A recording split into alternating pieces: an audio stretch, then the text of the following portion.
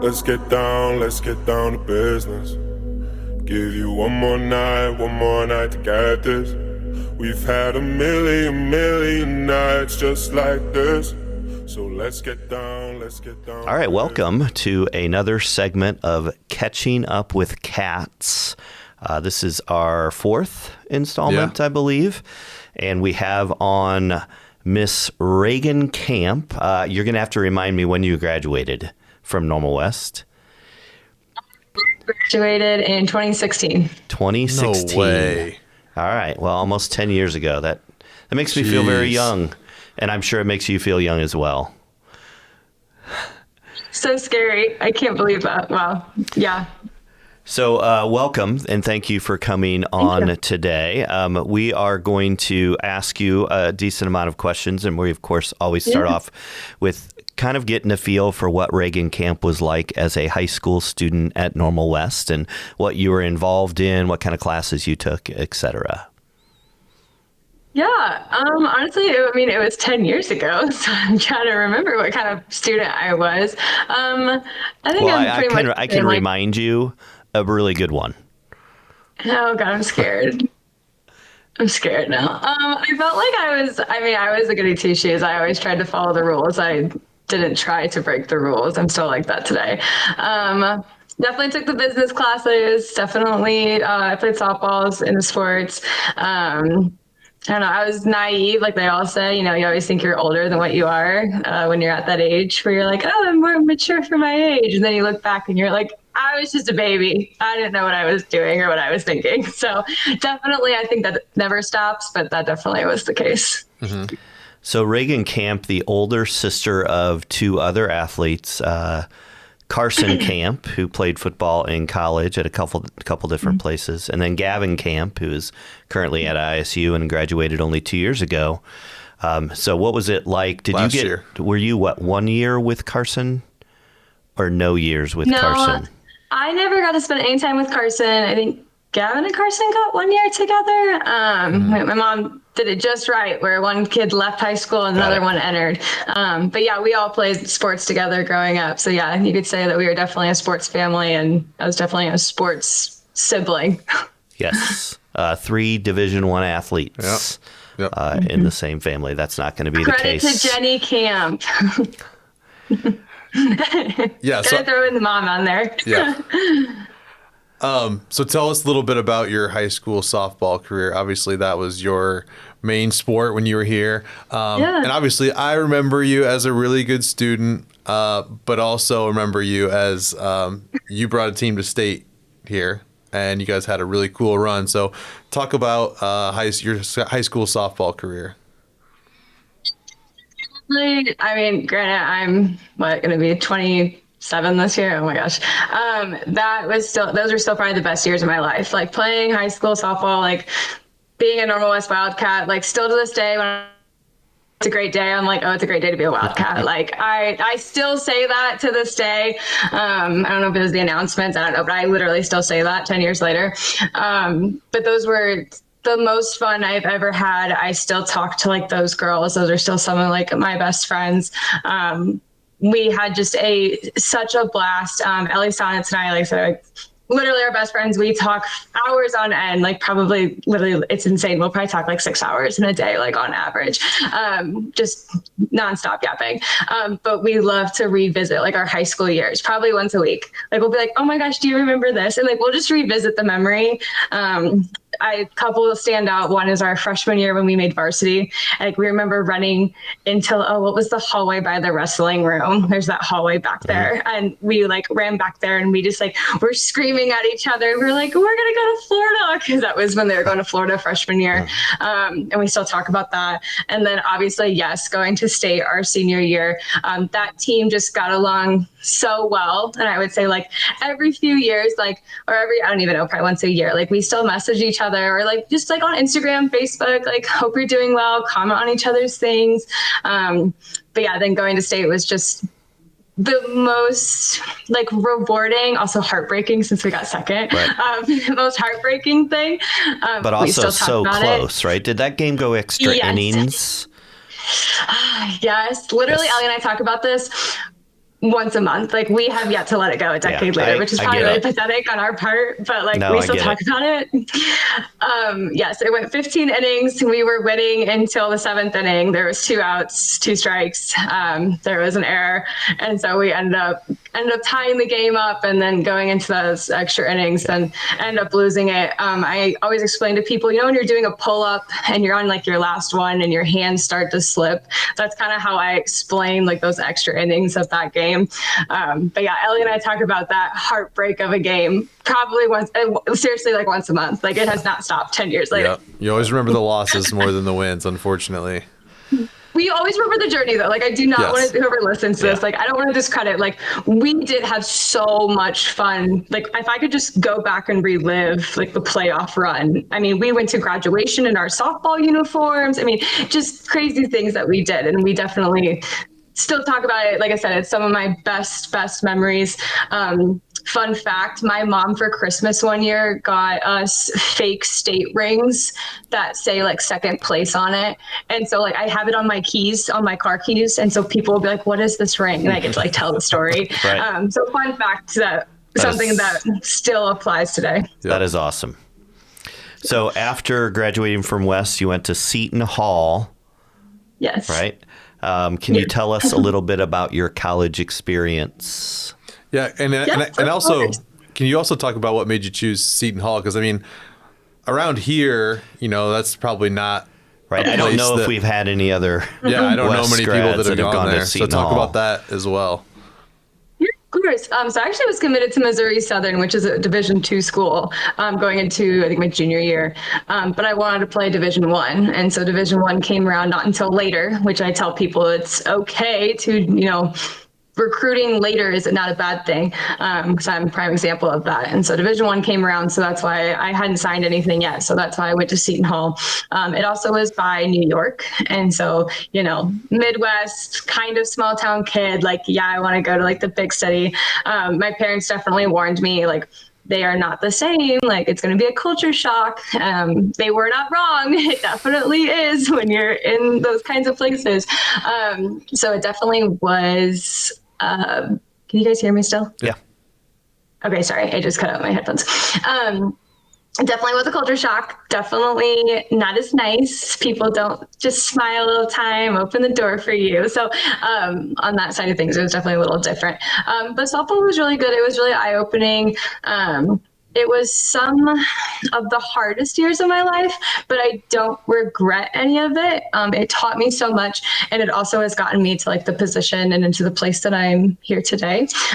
So not to get ahead of myself, but jumping into after college, I got a job with Amazon, and I wouldn't have gotten that job with Amazon if it hadn't have been going to Seton Hall, which is a business school at the same time. So that opportunity. So not only Division I, get to play softball, but then also get to have a business degree, and then New York City in your backyard. So those are some of the reasons why I chose it. And what degree did you get? I was a double major, so I was a management and an entrepreneurship major. So some little advice for my high schoolers going into college, pay attention to your academics. It gets really hard sometimes to understand like the credits and the hours and what applies to what. But I was actually only one class away from triple majoring. I could have had a marketing major at the same time, but had no idea that was cool. That was even the case, because I was just, at the time I was just there for softball, but I should have been paying attention to that more. So I tell other people, like, pay attention. So you can talk to your advisor. Sometimes they miss things too. So could have done that at the same time. Favorite college course in college, true or false, accounting? Hated accounting. All right. Fair enough. But you got by. Hang on. Accounting was good in high school. I thought I was going to be an accounting major until I took managerial accounting in college, and that was horrible. And I was like, absolutely not. I'm also very talkative, like clearly a little bit. So like management is definitely more like kind of up my alley kind of thing. You are where you should be. Yes, very aware of my personality. But I would say, I don't think it was my favorite class, but it was operational competitive advantage. And it wasn't my favorite class, but it is the class that is the most applicable to like my job and what I've done for the past 5 years. And so like that class comes to mind so much. But I had a professor, his name was Mr. Tarbutton, and he did all the management classes. So I took like all of his courses, and he just old 70-year-old, 80-year-old man, but he was great. And so he was probably my favorite professor. So not necessarily favorite class, but favorite professor, and the most applicable college course I took. Cool. So talk a little bit more about that then after college. So you just mentioned you got a job with Amazon. Did you have to relocate, or how did that work? Were you willing to relocate? Did you have a choice? So talk about after college now.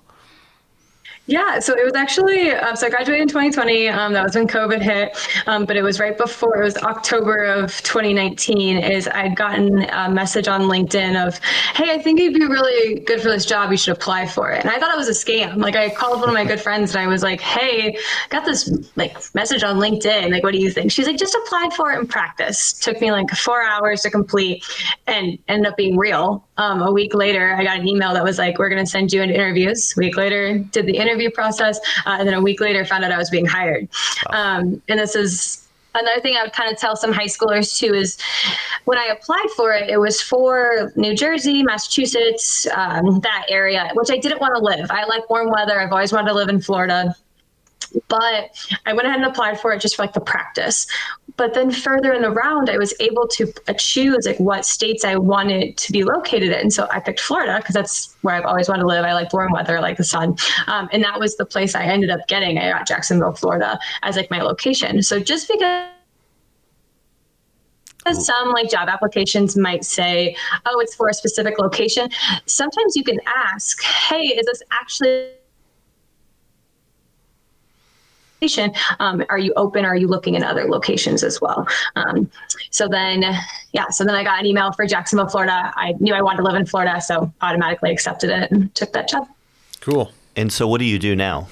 Like a little bit about your job and what you're in charge of. What are your responsibilities? Yeah. So some more advice, and I could definitely talk to high schoolers and be like, this is all the advice. That doesn't mean they're going to listen to me, but I definitely could have a lot of advice. So I started out as just a basic, it's called an area manager at Amazon. Definitely was like grunt work. I worked 4 days a week. I worked sometimes up to 13 hours a day. It sucked. I'm not going to lie. But I did get to talk to people all day long. So that was kind of nice. And again, I knew I liked management. And then I ended up working night shift as well for a little over a year. Again, 4 days a week, 13, 14-hour days. Was horrible, especially during peak when all you guys are ordering your Christmas packages. I would actually end up having to work 5-6 days a week and would have to work an extra hour. So there were some nights like I literally would be there for 16 hours. Sorry about that. That's my fault. Yep, that's my fault. I also ordered stuff too, so I kind of blame myself sometimes. So as a freshly, college graduate, or even high school, because sometimes you can get those positions, do the grunt work, get your foot in the door. So I did that for a little over 2 years. And then I went over to the process engineering team. So I did a lot of engineering for Amazon when it comes to like mechanical side of things. A lot of the, it's called sortation. Trying to think of layman's terms for it. Just more of like defects tracking on your packages going to the correct destination, based off of sorters. And then now I'm a senior program manager. So I focus on, I speak a lot with vendors, but I focus on basically your package getting in stock, so that when you're selecting it on the Amazon website, you know that it's going to get there at the date that it says it's going to get there because Amazon is in possession of that stock. Cool. Yeah. All right, we're going to go backwards and go back to high school years. Oh, good. What were some of the teachers, or who were some of the teachers and coaches that had a positive influence on you? Definitely Coach Sherman. Have to call out Sherm just because obviously softball, like I said, is some of the greatest times in my life. Like I said, there's still quotes. I mean, she was really into like the mental game, which just really does apply to your everyday life. Control what you can control was a big one. Ellie and I ended up getting tattoos of that, like CWICC. So definitely Coach Sherman for sure. Obviously, Mitch Frantier, obviously, when it comes to business, I wouldn't, if it weren't honestly for all of you guys, but really Mitch Frantier, I thought I was going to go into accounting. So I would not have continued going down like the business rabbit hole if I didn't like accounting so much at the time. Once it got a little more difficult, not so much. But I definitely, you guys were so wonderful. You made classes fun. And I felt like your guys' classes actually applied to then like my college career, and if anything outside of college as well. Mr. Hoder was great. I really liked Mr. Hoder, and Miss Codron. Those are a couple that stand out to me as well that were super great. Miss Codron as the teacher back then, right? Miss Codron as the teacher, not the principal. She was a teacher back then. Yeah. Yep. Yes. She was I'm trying to think if she was bio. I think she was chem. She was science. Yeah. Chem, I think. Chemistry. Yep. Yeah, it's chem. Yep. So yeah.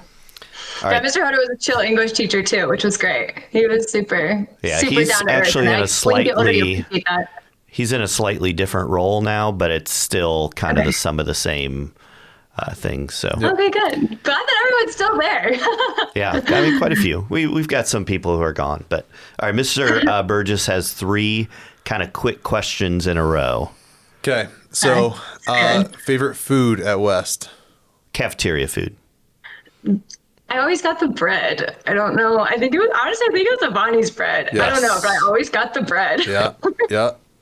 Okay. Favorite memory? State, sorry. Yeah, that's understandable. Softball. That was kind of an obvious, yeah. And then favorite West tradition. I don't know how well you can see this, but back in September, we had all 4 principals that have been here. We had them on, and we broke down. We had a little bracket, called it Wildcat Madness, and we have like the 8 most impactful West traditions on there. Some of them are faculty traditions. That's true. We're just going to give you 4 of the most the student ones. I think I might already know the answer because you kind of already were answered talking it about it before. But go ahead. We have the school fight song, which we've started to bring back here a little bit more. Mrs. Codron's given out $50 bills to students and faculty that can sing it. So. We have school fight song. We have West Fest. We have It's a Great Day to Be a Wildcat. Well, I guess King of Hearts and Senior Bricks. Yeah, so we got 5 of them. Senior Bricks and King of Hearts. And FMP. Yeah, that's true. FMP. So we got FMP. 6. Definitely, It's a Great Day to Be a Wildcat. Yeah. I mean, that one, I wish I could explain to you guys. I mean, I would like be at Amazon, or I was like in college. Like in college, they tried to say like it's a great day to be a pirate, and like I literally was like, no, it's not. It's a great day to be a wildcat. Like when I they did not. Arr, arr, arr. Is that what you would do? Yeah, with a hook. Yes. Yeah, with a hook. Whatever. Sorry, no offense, Seton Hall, but like they would say that, and I'm just like, no. Like I even after I graduated college, like still embrace like. I am a wildcat. Like, I am not a pirate. I am a wildcat. I've always been a wildcat, and I will always be a wildcat. Like that is just awesome. Such ingrained in my head. And I'll be somewhere and they're like, "Oh, have a great day. It's a great day." And I'm like, "It's a great day to be a wildcat." I mean, it just all the time. I love it. That is awesome. The Senior Brick too. Senior Brick came to mind as well with the traditions. Yeah, that's a cool one for sure. All right. When you come back to Bloomington Normal, what is one place you have to visit besides obviously home? I rave about our pizza. I have not found anywhere else that has pizza. I have to go to Casey's, I have to go to Monocle's, and I have to go to La Gondola, or it's or not. Is it La Gondola? I can't remember it at the moment. There's the other one. It's off Main Street. Avani's? I can't remember the name. Well, you're talking about Flingers?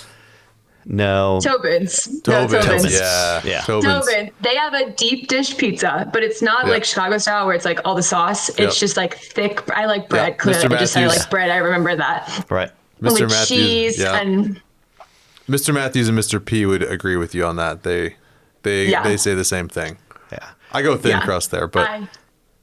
Okay. I actually My like family does Avanti's too. pizza. I think Avanti's pizza is one of those underrated. Yeah, we do have good pizzas. pizza. Now, how does it compare to New York, though? Yeah. Because you were around New York pizza No. for a while. No. No. Yeah. No, it's horrible. I don't know what they talk about. Oh, New York style, Chicago style. Come to Midwest. I need you to come to my home. I tell all my friends, like, I need you to come, like, to my hometown just so you can have our pizza. Like, I talk about it all the time. Like, it's my favorite. It is. I think That we is take it awesome. for granted, but we do have really Agreed. good pizza here. Agreed. Yeah. Yes. So.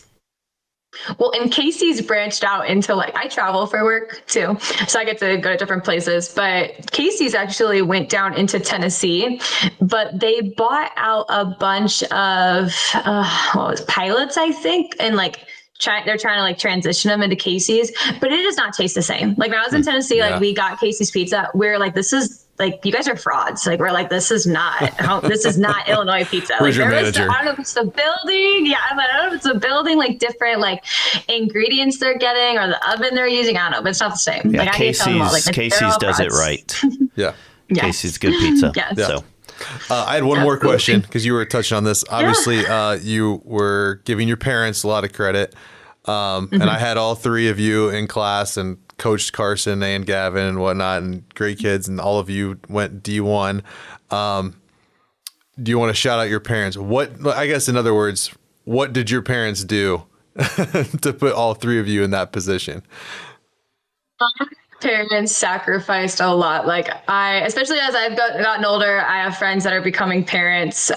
There's a lot of sacrifices that go into raising kids. But you really have to be selfless. Like you really cannot, like looking back, and especially me now, like it's just me and my dog. Like in a way I get to spend all my money on me, which sounds horrible, but like my parents really funneled everything they could into us kids, whether it was money, time, communication, opportunity.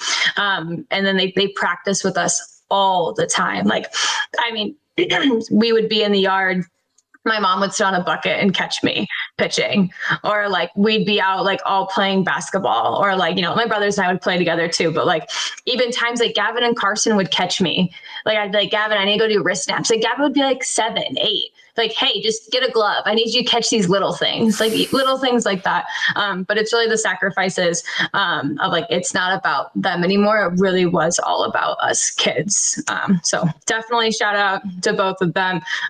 They were absolutely amazing. I want to be just like them when I grow up. But it's awesome.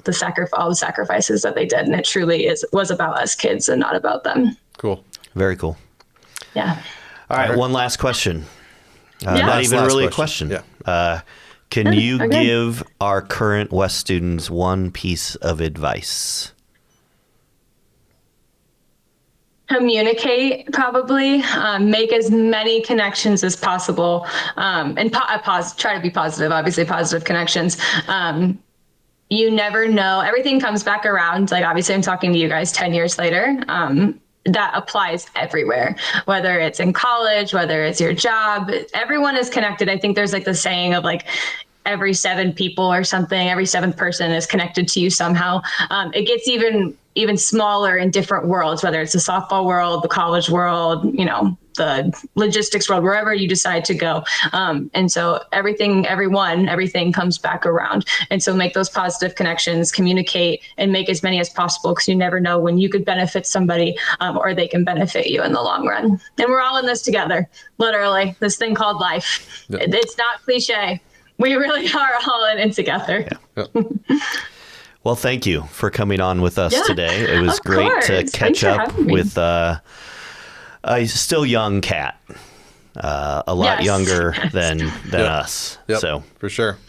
I still feel young. I do not. I can't believe I said I'm going to turn 27. I'm like, no, I'm still like 20. What are we talking about? If anything, younger. Goes fast. I'll just wait for sure. a few years when you Yes. hit that 3-0.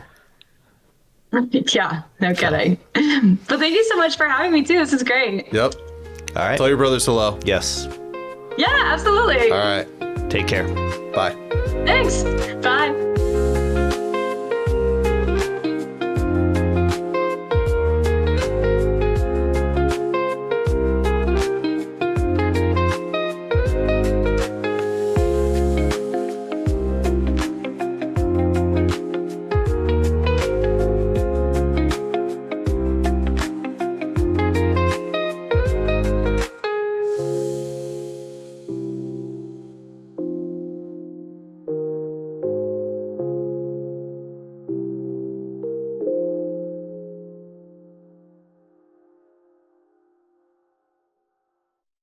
Today's podcast sponsor is Select Screen Prints. Select Screen Prints has been in partnership with Normal West for over 25 years, providing quality Wildcat apparel at an affordable price.